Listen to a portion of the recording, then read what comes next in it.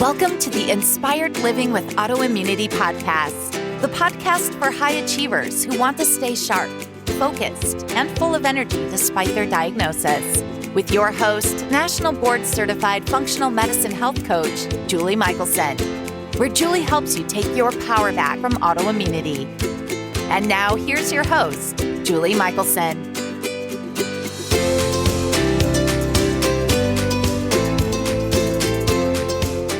Welcome back to the Inspired Living with Autoimmunity podcast. I'm your host, Julie Michelson, and today we're joined by Dr. Robert Floyd, the Paleo MD, and we're talking about how the standard American diet is driving illness and how the Paleo Lifestyle supports wellness. We go deep in this episode about the importance of mitochondrial health and how what we eat truly powers our cells. Rob, welcome to the podcast. Hi, thank you. Thanks for having me. It's so much fun. So already we've had a great time talking. So we have. If we had hit record, we probably had a full episode there in that conversation. Totally. So yeah. I am thrilled to have you here. This is such a passionate topic of mine, and I just can't wait to dive into it. I love to start with story because I'm guessing when you went to medical school, you didn't have the intention of becoming the Paleo MD. No, I did not. Absolutely not. I went to med school to become an orthopedic surgeon, but, wasn't cool enough to get in that club. So then I ended up I have a very varied background through medicine. I've done trauma surgery, ICU medicine, family medicine, emergency medicine. I was a medical director in a rural ER clinic or hospital. Then I discovered functional medicine. And, I used to live not too far from you. I used to live in Boulder, Colorado. And that's where I kind of discovered, holistic, integrative, complementary medicine back then. As an athlete, I got shiatsu, I got acupuncture, I ate, took herbs and so on and so forth. And so functional medicine was really just a wonderful extension of how I've already been for many, many years. So, which is amazing. But you're not just practicing functional medicine. We're going to talk about, and I'm going to try not to get angry in our conversation today. Certainly it won't be at you, but we're going to really dig into the standard American diet, which is sad, doesn't even begin to, it is so sad. But how did you specifically, embrace the paleo lifestyle and realize that was a key for people? Like we had spoken about before we recorded, I basically went from fit to fat and fit and back again. When I was living in Boulder, I was, like I said, a climbing guide and a ski patroller. And, I was really into health and wellness. And then I went to medical school. And when I left for medical school, actually, I was living in Jackson Hole, Wyoming, skiing, mountain biking, building trails every day. I was 155 pounds, probably like 8-9% body fat. And then I went to medical school and a couple things happened. My metabolism came to a screeching halt, and I was full of stress. And because of that, I put on almost 30 pounds. I came back from med school 187 pounds or something like that. And I mean, I vividly remember sitting in biochemistry class. This was my second semester there. And I looked down, and I'm like, oh my God, I had a gut. And I've never had that before because I've always been active and fit. And so, I wasn't eating the best, and I was, like I said, stressed. And so, long story, try to shorten a little bit. I came back and I did what I thought I needed to do. I did caloric restriction, exercise, and yada, yada, yada. And I lost a few pounds here and there, but didn't really get me back to my pre-med school weight. And then I went to residency for 5 years. And then I came back from that, again, I was back up to about 190 pounds even though I was like exercising more, but I was still eating what I thought was healthy. Exercise your way out of a bad diet? No, you can't outrun your fork. No, absolutely not. And that's another great book. You can't outrun your fork. But and then I started, actually, I kind of, I'll I'll give a shout out to Rob Wolf. I read, Yep. the Paleo Solution, and like I said, I thought I was eating well. I thought I was eating what was healthy. In Colorado, I was vegan for a week. That's all I could handle for that. And then I was Well, a that's vegetarian probably for, good. yeah, totally. Then I was a vegetarian for like 6 or 7 years. But I realized too, is like, this is not a healthy diet, vegan and vegetarian diets, unless you're really, really, really, really good at eating and picking whole healthy foods. The majority of the people who undertake these diets are eating a bunch of processed garbage. Yep. And, unfortunately, the standard American diet we should just rename it as poison. It's what it is. It's poison. It's It's not literally food. poison. Yeah. No. Yeah. I agree. I agree. I love that. So So the finding paleo for you was a big answer and feeling absolutely, healthy again. it was an eye opener, and I didn't even like understand it. And then real quick, I was sitting there at my kitchen table reading this and talking to my wife. I'm like, "Hey, Kim, and I like what he says in his book. He's like, give it 1 month, try it for 1 month. What do you have to lose? Absolutely nothing. What do you have to gain? Everything." Right. And so I'm sitting there reading. I'm like, Kimmy, we need to do this. We should try this. We should try this. She's like, no, no, no. I'm like, we should try this. Really? Next week we should try this. She's like, no. She had some, hesitation and trepidation. And so finally she's like, all right, fine. All right, leave me alone. Okay, we'll do You'll it. be quiet. I'll try it. Exactly. So we kind of instituted it. We went pretty much all into the whole paleo lifestyle. Again, it's not just a diet, it's a lifestyle. You have to have a lifestyle. And I will say over and over and over, and in my program, which I'll discuss a little bit later, uh, I say this, if I say it once, I say it 100 times. Diets fail, lifestyles don't. Okay. You cannot, like we just said, you can't diet your way out of a bad, lifestyle. You can't exercise your way out of a bad diet, and so on and so forth. But so a couple weeks into trying this paleo solution, lifestyle that we did, my wife was blown away. She's like, oh my God, I can't believe how much better I feel. Um, and so she was like, it's weird because like what I see, and you never hear guys say, "Oh, I'm so bloated. I'm so bloated," right? When's the last time you heard a guy say that, right? But it seems like a lot of women will say that, and she's like, her bloating and her gut pains went away, and she was blown away.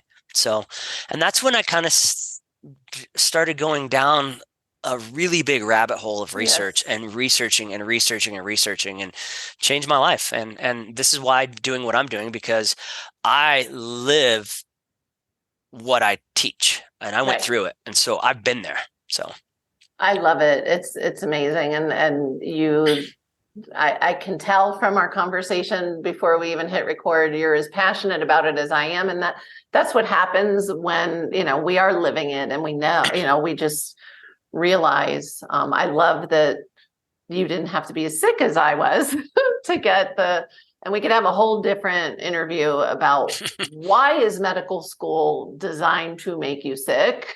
That's a whole nother thing. And it's not just in this country. I had the same conversation.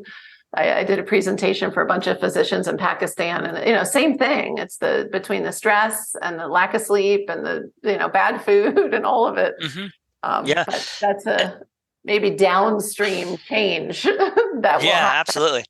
Yeah, I'd love to come and talk more about lots of different stuff, because it's like, again, you and I, we're so in alignment about what we see needs to be done in the world. And so, you had asked earlier about like why and what does the standard American diet lead to?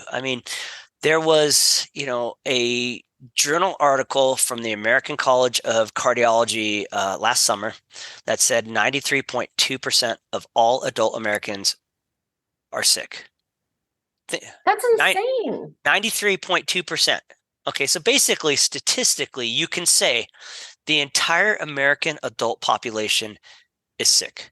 And when they say sick, they're talking about, they have 2 or 3 or 4 symptoms of metabolic syndrome, high cholesterol, enlarged hip to waist ratio, high blood pressure, insulin resistance, dyslipidemia.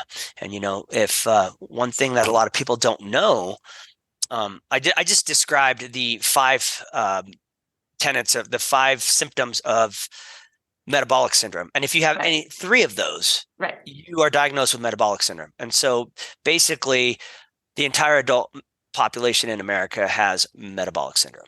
And if you are diagnosed with metabolic syndrome, you instantly have a 50% greater mortality risk. So to me, it infuriates me. It makes me so mad that we have gotten this way. And like I asked you earlier before you started recording, I said, how do we get here? Right. And I mean, I think you and I both know the answer, but we do. We'll wait until your book comes out for that to really dig into that conversation, or this will be a 3-hour episode. For sure. But really underscoring that if you are eating processed food, highly processed food, lots of processed food, eating on the go, even generally eating out a lot, even at nice places, you're still getting hit with a lot of crap. Mm-hmm. You're not eating food. And so why does that make us sick when we're eating things our body's not recognizing as food? What happens? Well, really, truly, I think it all boils down mostly to the mitochondria. And a lot of people maybe have heard about it, and they've maybe heard about the Krebs cycle and the electron transport chain and so on and so forth. But I really truly believe that all of this chronic disease is rooted in mitochondrial disease. The mitochondria, just for those of you who don't know or don't remember, I'm sure you've heard of it. Or don't care, but you will now. Yeah, that's the thing. It's one of the sad things about what I see is like people are purposely being dumbed down so that they are easier to manipulate and so on and so forth. And then because of that, they don't have any agency over their health and wellness. I mean, I can get very circular. So anyway, go back to the mitochondria. So the mitochondria we have 70 trillion cells in our human body, and the mitochondria are the little powerhouses of the cell. Okay. And depending on how metabolically active a tissue is, you have more mitochondria. So in one cell, I remember, and I used to think this, you had a cell, you had a nucleus, and you had one mitochondria. No, absolutely not. Not even close. It's like anywhere from, 5,000 to 100,000 mitochondria in each cell. In fact, we have a quadrillion mitochondria in our body, and that is a 1,000 trillions or some enormous number like that. I mean, it's a number that we can't even comprehend, right? I mean, think about 70 trillion cells. We can't even comprehend how many cells we have in our body. Sure. So the mitochondria, they take substrates and they take, sugar, pyruvic acid, fatty acids. Let me explain real quick because I love the mitochondria. I think they're absolutely spectacular and amazing, and they're way underrated.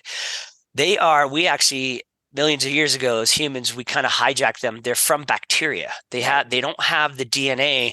They don't have your human DNA in it. Right. Okay. So somehow nature, God, however you want to go about it in evolution, because they can both coexist. Right. And so we hijacked mitochondria because we saw how efficient they were at making energy. Right. And so it's kind of like your motor, your engine in your car. You put gasoline in it, it runs, it takes you somewhere. The same thing with the mitochondria. You put a substrate into it, it does its magic, and out comes ATP. ATP is adenosine triphosphate. It is the energy currency of our cells, of our human bodies. Without ATP, you die like in a second. Okay, you're dead. And here's something crazy. ATP is a molecule. It's microscopic. You can't really see it. It's tiny. It's invisible, basically, unless it's, super, super high microscope. We make our own body weight in ATP every day.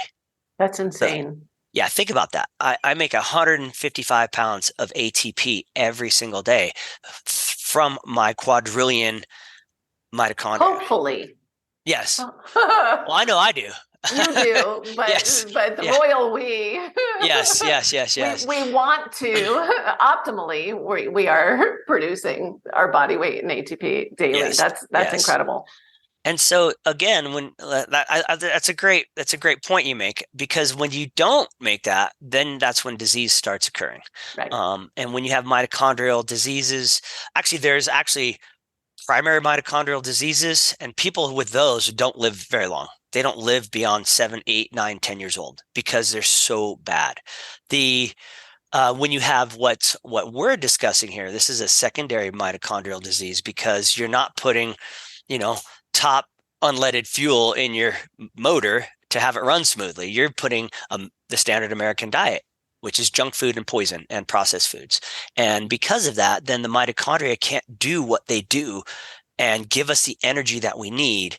And it's clean energy. I mean, granted, it's just like your car engine. You put gasoline in it, it does its, internal combustion, and out the back end comes exhaust while you're driving. The same thing happens with the mitochondria. It's basically internal combustion through the electron transport chain, making ATP, giving you energy, but it also makes reactive oxygen species, which are kind of like the exhaust. Right. But our bodies are so genius. We have millions of different processes to get rid of this internal combustion exhaust from the mitochondria.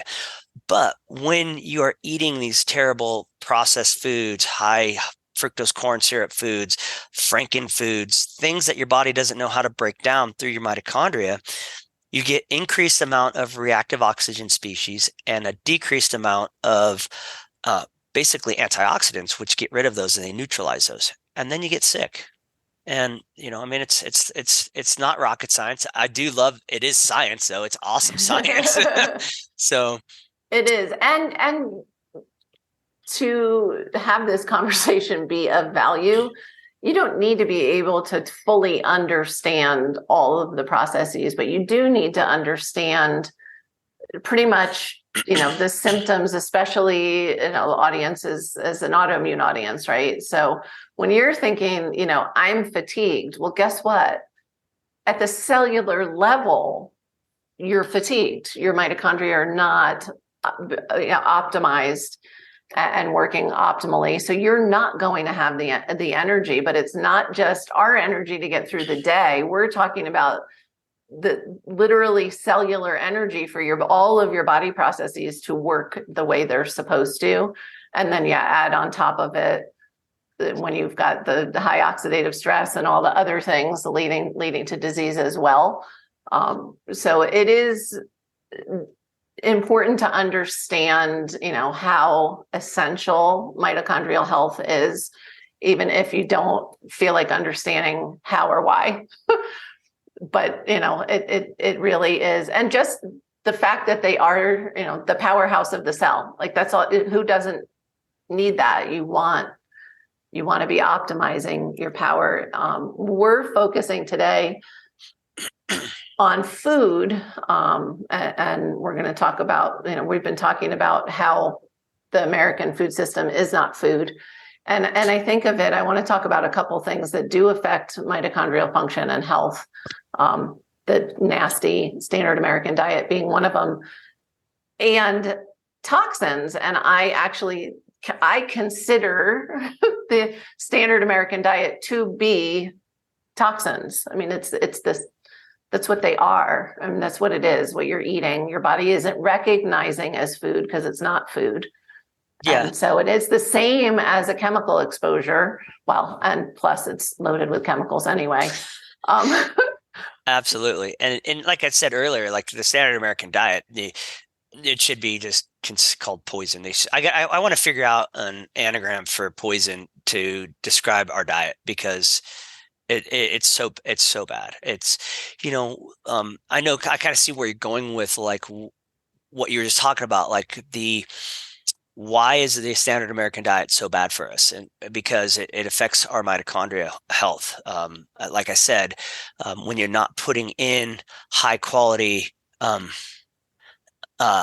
substrates into your body, it doesn't run well. I really like earlier you had mentioned, like, even you don't need to know the science to understand how this helps you. Right. And I equate it, and I think it's really, really good to think of the mitochondria as the engine in your car, like I've said already. Absolutely. If you put, top high-end fuel and change the oil and change the spark plugs in your engine, it's going to run well forever. It's going to get you everywhere you want to go sitting down. It's going to last forever. If you put low quality gas, you don't change the oil and you don't change the spark plugs and you don't do the maintenance, then your car is going to break down and it's going to cost you a lot of money. And you're going to be taking a bus somewhere else. And it's the same thing here with us, with our health. If you don't maintain mitochondrial health, and in doing so, you maintain overall health, because what you do for your mitochondria also improves the rest of your system. It's your whole body. Exactly. Yeah. I love, like, to me, it reminded me of a conversation I had once of, you wouldn't put unleaded fuel in your diesel engine, right? What's going to happen to your car? Yeah. You're not going to get very far. It's going to break down real quick. It's not fun for anybody to use the wrong pump. And that's essentially what it is. I mean, we need nutrient density. We're designed to actually eat real food. And so it's a double-edged sword, right? We've got this like toxic, unrecognizable thing. And then also we're missing the nutrient density that we need to run. Absolutely. Yeah. And that's a great term, nutrient density. People don't even think about that. Like, you go to Taco Bell, there's no nutrients in that food. You go to McDonald's, there's no nutrients in that food. Like 75% of all the foods in the grocery store are processed foods. Yeah. And the standard American diet is nutrient deficient and caloric dense, right? Right. And that's just the opposite of what we need. We need nutrient density and low calories. I'm not saying low calorie diets. And we don't have to count calories. We're not talking about counting calories. Absolutely not. No, yeah. I actually, and I don't even, there's a lot of people out there that like to count their macros and this and that. I'm like, I don't even bother doing that. I can't be bothered. Exactly. Yeah. But if that's what you like doing, go for it. And here's the deal. If it helps you be more focused on what you're eating and how you're treating your body, all the power to you. Like a lot of times these quote diets, it just makes people more cognizant of what they're eating sometimes, and which is a good thing. Yeah. And I know, we talk about, eat whole food, eat real food, and a lot of people, it's like, sounds like noise, but it's not, it's real. And this is, if you look at the health history in our country, look at when we moved away from real food, right? And then look at the numbers, literally, of chronic illness. I mean, it's exponential. Sadly, I've got job security, unfortunately, right? Yep. But here's the beautiful thing too, and I know this is what you preach.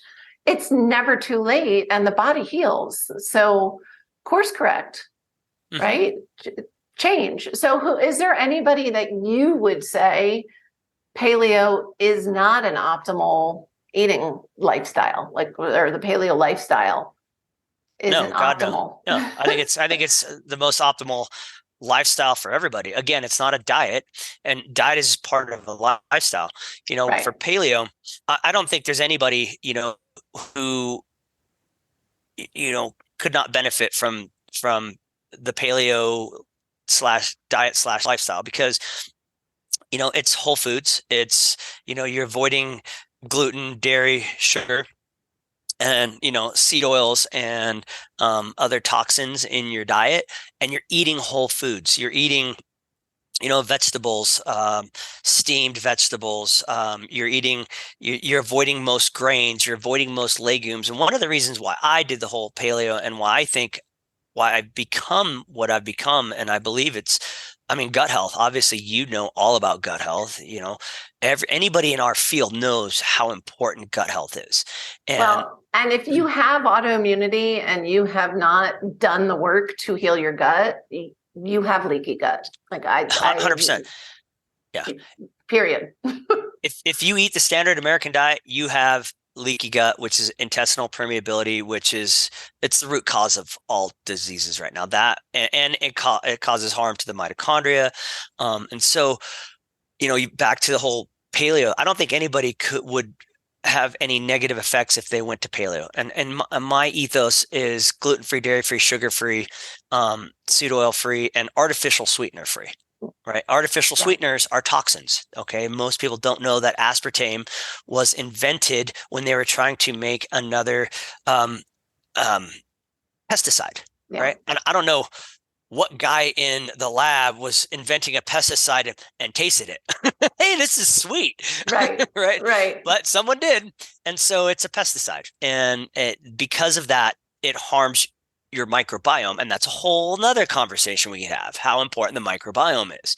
And so what I like about paleo is it supports your microbiome. It supports healing your gut. And again, it's a lifestyle. I was talking to you, and I have a small ranch. You have a small ranch. I raise sheep. I raise meat chickens. I raise egg chickens. We sell our sheep from farm to table for friends and family. It's all organic. They're grass fed. And the paleo lifestyle is about that. It's also about, where did your animals come from? Were they humanely raised and slaughtered?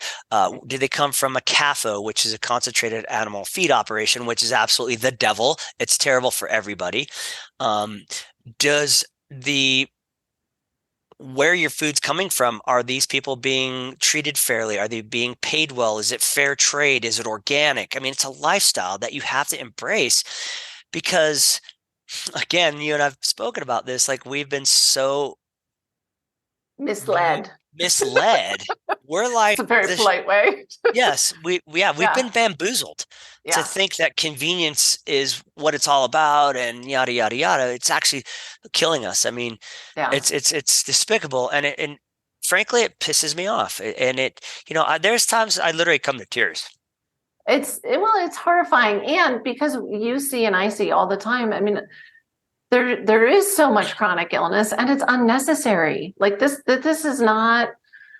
It's not rocket science. And it's not the way it's supposed to be. No. And you brought up a point I want to highlight about this, the difference of, we talk about it sometimes as quality, but talk about animals that are pastured, humanely raised, humanely slaughtered.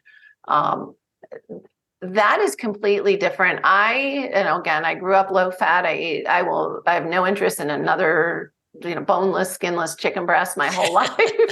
I actually don't eat a lot of chicken. I only can handle, I can only handle a little, but I do eat a lot of grass-fed beef. Yeah.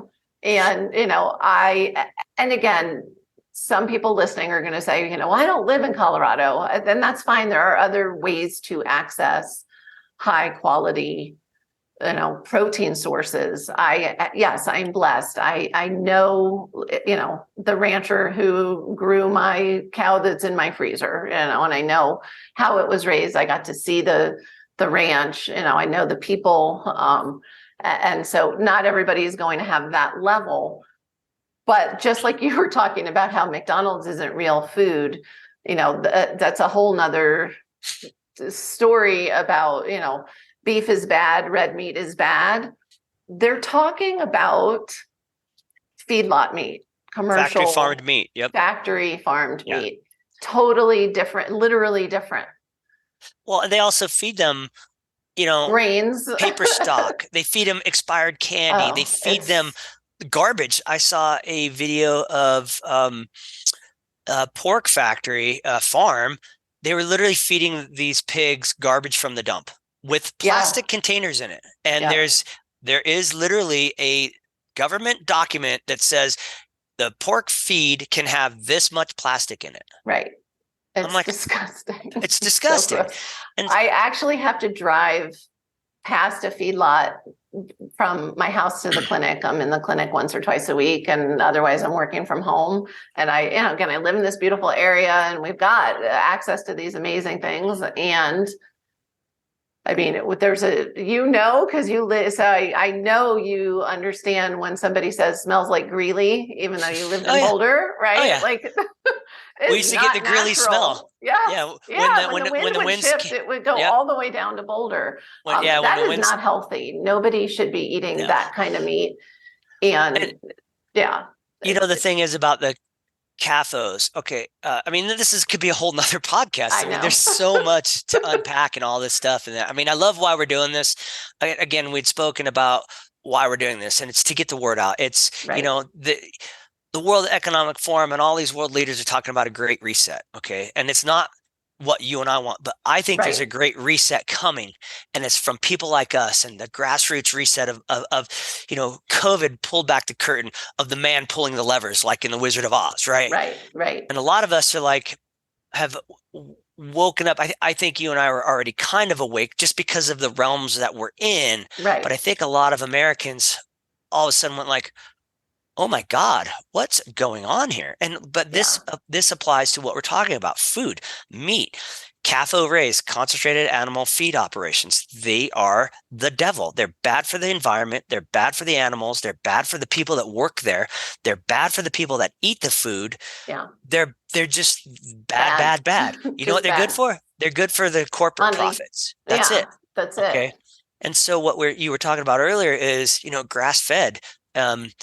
The whole truly pastured, it is different, and there's nothing to be afraid of if you're eating protein that was raised this way, which is the perfect, you talk about paleo as a lifestyle. So if you're eating, commercial beef, feedlot beef, you're not eating paleo, because oh God, no. They're eating corn and grains and trash, and you are eating whatever the animal ate. And so that's how that works.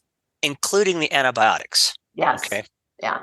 80% of all antibiotics in the United States. Actually, I think it's gone down a little bit, because there's, like in the hospitals, we had what was called antibiotic stewardship programs, right? We don't want to give antibiotics nilly-willy to just everybody. People come in with an upper respiratory infection, a sore throat. They're like, oh, can I have a Z-Pack? Can I have antibiotics? Right. We had to say, no, this is likely a viral issue. Right. Go home and help build your immune system, whatever. But even that's a course correct, because it used to be antibiotics for everybody all the time. Yeah, absolutely. And so in these CAFOs, because the conditions are so bad for the animals, I'm talking beef, chicken, pork, you name it, it's bad.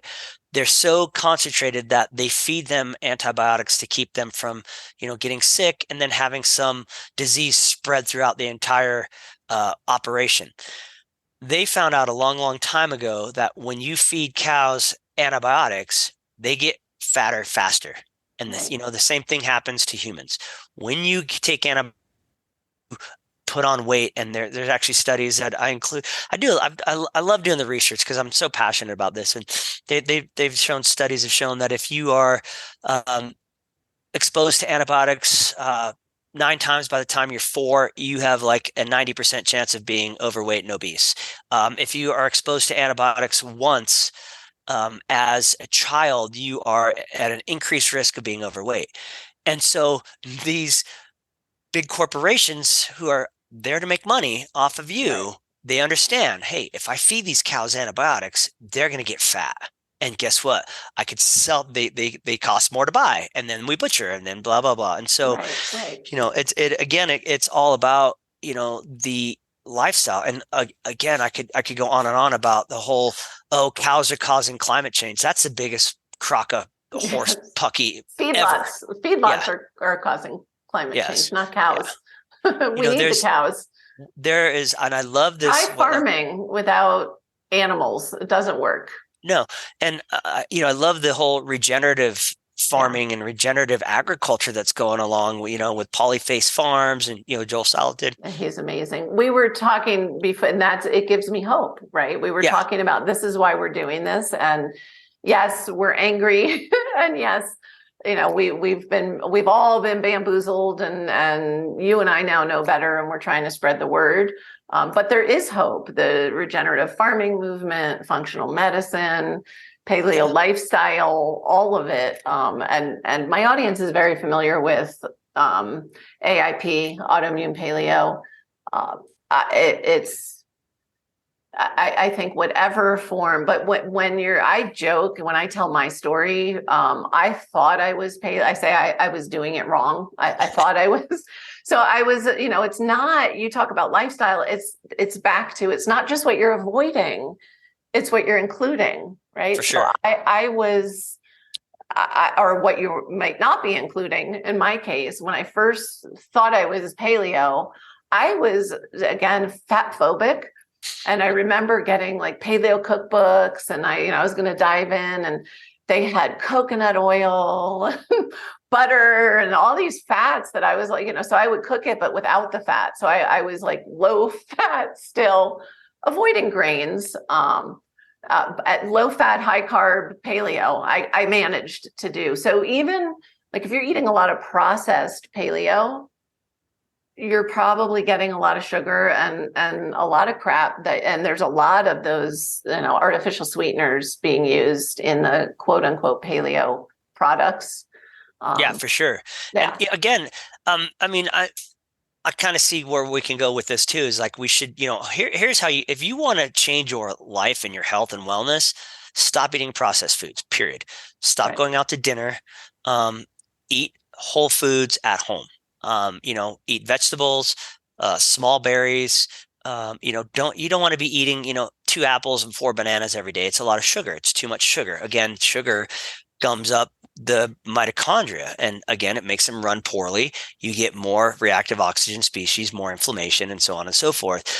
But you have to look at food as information, and food is really important. It's one of the joys we have as human beings is eating. And I'm also work in a hospice clinic, and I've seen a lot of that. Food is information for your cells. Food is community. Food is love. Food is memories.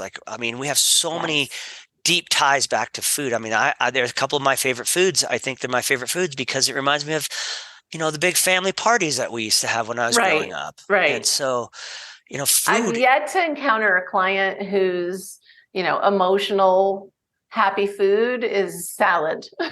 That their childhood memory feel good food is never vegetable based. Yeah.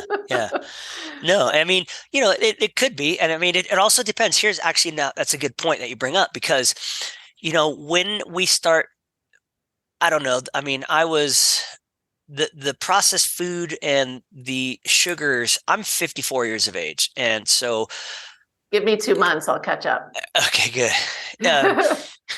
You look great. I never would have guessed you're my age. Oh, you're very kind.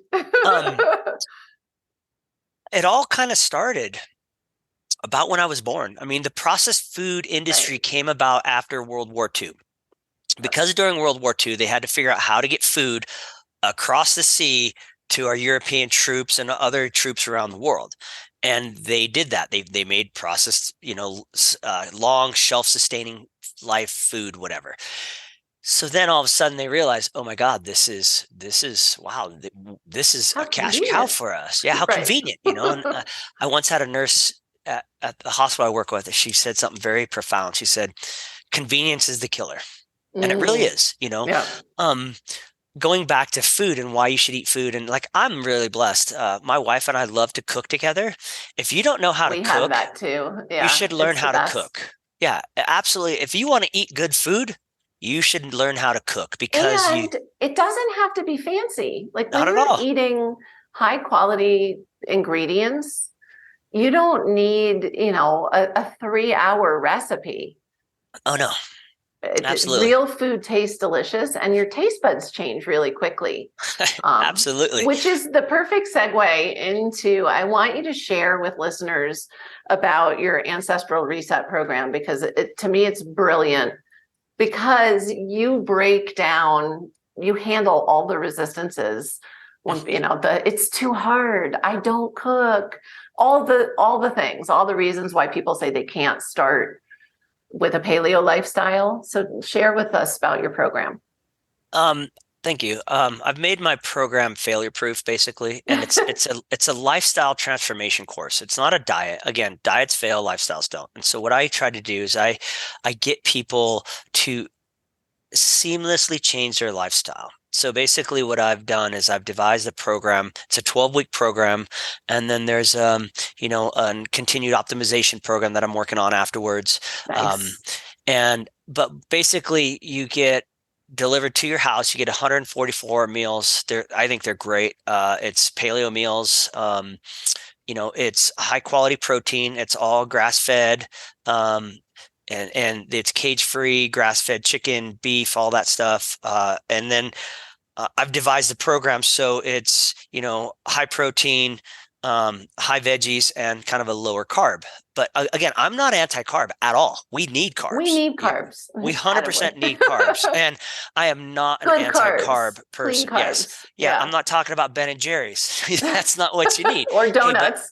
but then again, here I'm also about self-compassion. You know what? If you need to have some Ben and Jerry's once in a while, eat it. It's not going to kill you. It's Right. when you eat it every day. Unless it Back to makes you feel sick. That's different. exactly. Listen to And your body. yes, so my program is like I've included 144 meals. I include supplements for gut health, sleep, energy, and cognition because those are all pillars of functional health, right? Um, I include a list of Paleo MD approved snacks, and some links that I can give my clients a discount on because I have a Paleo MD store that I sell supplements and snacks. And if anybody wants to see, it's the paleomd.store. Use the code FIRST10 for 10% off. If I don't know if you have a store like that or anything, Julie. I do, but go to your, Oh, I mean, it's okay. not paleo, Well, yeah, you probably have more focused for this conversation. yeah. Well, And I'm not so again. I'm I not, want to share like all ships rise with a yeah, rising tide, and like I'm not trying to take I'm clients, but just check it out, people. And absolutely. Well, and again, if you're like, ooh, wait, there's an easier way to do paleo or to get started, yeah, I say, check out the store for yeah, sure. thanks. And one of the things I tell these people is like, I also institute time optimized eating. Okay. And we had talked about this earlier. I I'm love that. changing the word fasting. I'm changing the Hmm. word time restricted feeding because nobody wants to fast, nobody wants to restrict, and nobody wants to feed. When you say feeding, you think of cows at a trough, right? Yep. So we institute time optimized eating. And that is one of the most amazing ways to improve your health. I love it. I fast or I time optimize eat almost every day. Like 99% of the time I am not eating for 16 hours a day, Yeah. sometimes more. Yeah. And And for me personally, what I always try to encourage my clients to do is to listen, again, listen to your body. I once in a while wake up hungry yeah, and I'm going to have a really good nutrient dense breakfast. It doesn't happen absolutely. often, but I'm not like, oh, no, I'm not in my eating window. My time isn't optimized yet. Like, no, listen to your body. Yes, it takes maybe some time to get used to when you're making changes. But Yeah. also, especially those of us who went through chronic illness, found wellness, our first tendency is usually to hold what's working a little too tightly. Hmm. And so I just want to remind listeners, that listening to their body, and I love that you said, even for you, it's 99%. Like this is my lifestyle. It's not about perfection and always hitting 100%. Yeah, funny because you live in Loveland and Lauren Cordain, he is the guru of the paleo and he's Yeah. from Fort Collins. He's a Yep. professor there. CSU. Yep. And he is on his website. And the paleo lifestyle is like 99% of the time I fast, but on the food, and it's a 90-10 rule. It's an 85-15 rule. Right. If you do something 90% of the time, you are going to reap the benefits of it dramatically. Right. And so in America, we have it backwards. It's really, really sad. People eat garbage. And it's not your their fault. side salad is not compensating for the other 90% of your diet. That's Exactly. for sure. And again, I want to tell people that it's not your fault. Like you said, we've been bamboozled. We're being like sheep led to the slaughterhouse, right, in the name of corporate greed. Okay, this all goes down to corporate greed. Period. right, And right. they don't care about me. They don't care about you. They care about what's in your wallet. So the lifestyle is, do it most of the time. I one time in one of my, and I also in my program, they have 12 weeks of learning modules and group coaching calls that I run. And one time I just randomly came up with, oh, make it a habit not to have it. Right? Right. What a great way to live a life. And you know what? Lay's potato chips, they're awesome. Yes. But you don't eat them every day. You make it a habit not to have them every ever. day. Yeah, I mean, most people better don't. potato chips. Somebody asked me that the other day because it was a family member, a loved one, and I was kind of dissing on I read the ingredients on their chips, and they were like, "Why would you read the ingredients? They're potato chips. All of them are bad." And I'm like, Yes. "No, if I'm going to eat a potato chip, it's going to be, and cooked in avocado oil and salt, and that's it. It's not going to have a big list, and I'm not going to eat them every day either."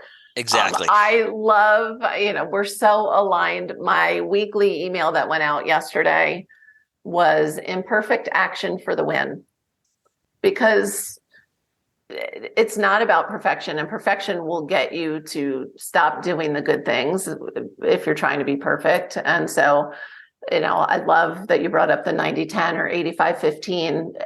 If you're quote unquote on plan, right, honoring your lifestyle 90% of the time, you don't need to do more than that. And that's 90% more than people eating the standard American diet are doing now. For sure. So even before you hit 90, you're going to notice improvements in your health. And even if you change one thing in your life, you can improve your health dramatically. And you talked about perfection, and I have to say that the human body is genius, and we have thousands of redundancies in our body to stay healthy. And there's not much that's perfect in the world. I think the human body is pretty perfect. I mean, we are amazing, and people should honor what we have. We're lucky that we have this body. We're blessed. I mean, to think about this, what we're actually experiencing here is crazy. I mean, this experience called life is amazing. And people, one of the things that one of the reasons I created my program is because I saw in the hospitals and the clinics and people, when you're sick, life sucks. You don't have the optimal life. Smaller and smaller and smaller. And that's, this conversation today is to give you the knowledge is power. And so we're sharing the knowledge that you have the power to create wellness for yourself, because nobody else is going to do it for you. And only you. We talked about book titles. One of my other titles, potential titles in my upcoming book was No One's Got Your Back. Right. It's only you. I mean, in reality, you're born alone and you die alone. And in between, you have support from family, but you are the only person that can control your health, right? And it's very important. And no matter what you've been told, you can control your health. Yeah. And here's something that really bothers me is people get a diagnosis of diabetes or autoimmune disease, so on and so forth, these chronic illnesses. And the majority of doctors have never said, hey, you know what? That's reversible. Right. You can get rid of type 2 diabetes 1,000,000%. Easily. In fact, I'm a member of the American College of Lifestyle Medicine, and they just came out with a position paper that says the treatment goals for type 2 diabetes is complete resolution. It's not maintenance, it's resolution. Why not? I joke. So, in Julie Michelson coaching, I focus on autoimmunity, and at the clinic, I work with all kinds of people. And I'm like, please send me the diabetics. It's so easy. It's such a quick hit, and it doesn't take a long time once people understand. I once had a client, she has type 1 diabetes. And she was, when she was first diagnosed, they sent her to a diabetes coach, which I didn't realize there was something called a diabetes coach. And now I know why I didn't know about it, because her diabetes coach didn't tell her that she shouldn't be eating oatmeal every day for breakfast. No, just use more insulin. You'll be fine. Yeah. I was like, she couldn't believe, like, her neuropathy got better. She wasn't having to add boluses to her pump, her insulin, she didn't used to be able to sleep through the night because, she was just burning through insulin. And it was like some of those kind of things, like, again, that's when I get angry. Like, how can somebody be a diabetes coach and not tell you to go low carb? Like, that doesn't make sense to me. Well, but I mean, that's a different, a whole different podcast. Yeah. And I look forward to when an autoimmune diagnosis treatment should equal resolution, right? I personally have helped people resolve their autoimmune disease. I'm sure so have you. And it is, yes. The whole point, the whole plan of autoimmune disease should be resolution. Here's my question for you. You're way more into autoimmune. You're up to your eyeballs more than me, right? So, okay. So as Homo sapiens, we've been evolving 500 to 750,000 years. Okay. Every generation getting fitter, faster, smarter, stronger, living a little bit longer than the one previous. Until the last 50 years, right? So, and the amount of autoimmune disease has absolutely skyrocketed. It's astronomical. My question to you, being an expert in that field, was there autoimmune disease 15, 20,000 years ago?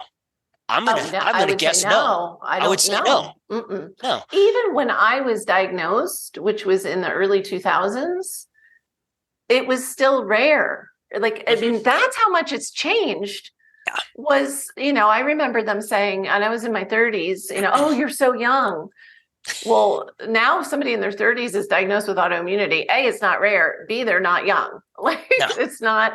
Same thing, though, before that, about a decade before that, I was working at Nova Southeastern University with autistic children. Autism was rare in the 90s. It's not rare anymore. So if we don't tap the brakes and look up and say, okay, what is going on here? I like that. Tap the brakes and look up. Seriously, this is the wake up call. And again, this is why you and I are optimistic that things are changing, because we are having the conversations and people are listening, and it's a process. And one of the most satisfying things in my work is, yes, helping people reverse their symptoms and life get bigger and better again. But really, it's the ripple effect, right? Then their children are growing up eating real food and the healthy paleo lifestyle, and that's how we create change. 100%. Absolutely. And, I tell people that I'm talking to about my program, and do you have children? Do you have kids? Do you have grandkids? Do you want to see them grow up? And here two things. A scary statistic I heard, I don't know what to believe anymore, but by 2030, they're expecting, if it continues the way it's going, that every male child born in the United States of America will have some form of autism, will be on the spectrum. Well, if you look at what I was just saying, how rare it was back when I was teaching and how common it is now, if that makes sense, if the trajectory continues the way it's going, that will be a fact. And I would add, and I'm just making this up, but logically, almost every female will have autoimmunity as well, right? Absolutely. It's time for us to create that change. So you covered so many amazing tips, and really, where can people check out your program? It's on www.thepaleomd.com. Okay.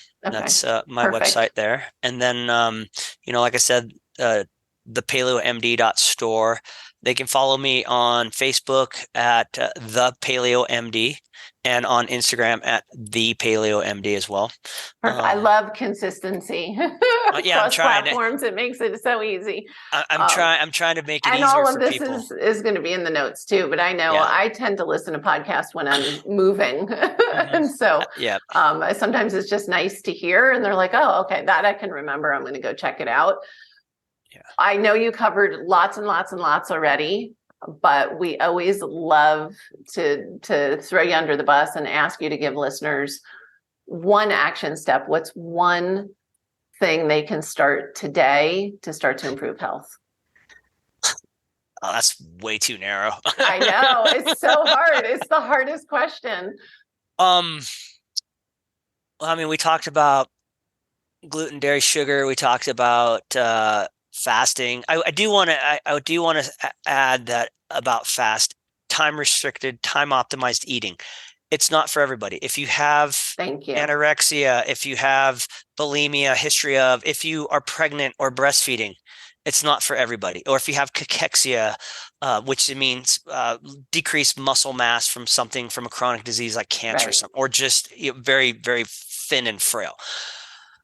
I would venture to say the number one recommendation, God, it's so hard to just pick one because they're all so, health is multifactorial. The starting point, get rid of gluten.